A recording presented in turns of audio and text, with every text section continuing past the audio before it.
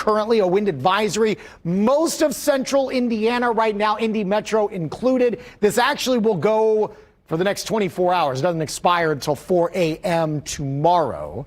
Big reason why is wind gusts will get up to that 40 to 45 mile per hour range, mostly out of the south and southwest. So do be aware of that, especially if it's a trash day for you here.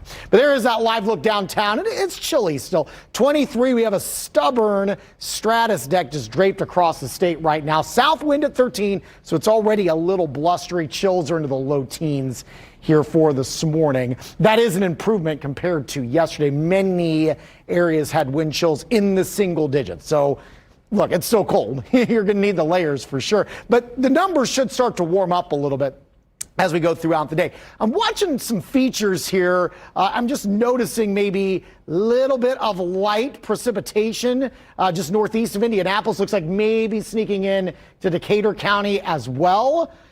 The concern today is going to be freezing drizzle for this morning. And I'd say anywhere between now and 8 or 9 o'clock this morning. It's not going to be heavy, but we have been so cold for the last couple of days that if we get some of this freezing drizzle to fall, it will glaze on the surface, and that is always problematic, even if it's just a little bit.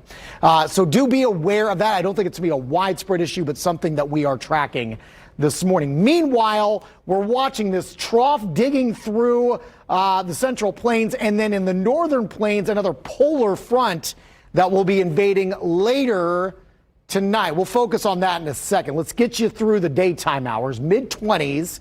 A lot of cloud cover at the bus stop for the kiddos.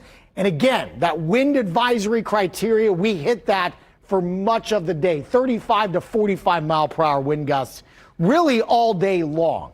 We'll hit a high of around 42 degrees, which is just too shy of where we should be for this time of year. Storm Track 8 Futurecast showing some of this light precipitation potentially around noon. And again, showing it possibly as maybe some freezing drizzle at times. But really, I think much of the daytime hours are going to be dry. Let's speed ahead now. I do want to stress, post-evening dry, thankfully, because we saw, remember the mess that happened around the evening rush on Monday. I don't think it's going to be the same scenario, but we're going to have some scattered mix kind of rolling through here around 7, 8, 9 o'clock. We'll likely flip the switch at some point to much colder air and some bursts of snow possible all the way through midnight. I think after midnight, we kind of clear things out a little bit here for the overnight hours. In terms of snowfall amounts, I don't expect much.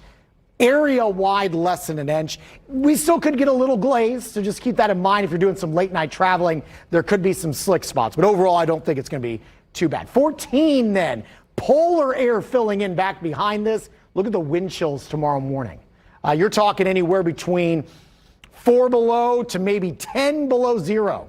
So it's going to be a real rough start, and then the cold really sticks for tomorrow. 21 at noon, 24 for your high. We're barely out of the single digits for wind chills for the day tomorrow. Now, we are a little better off Friday, but we're still a little below average. We're into the low 30s, but it should be the beginning of a nice warming trend heading our way. Hensley Legal Group's 7-day forecast.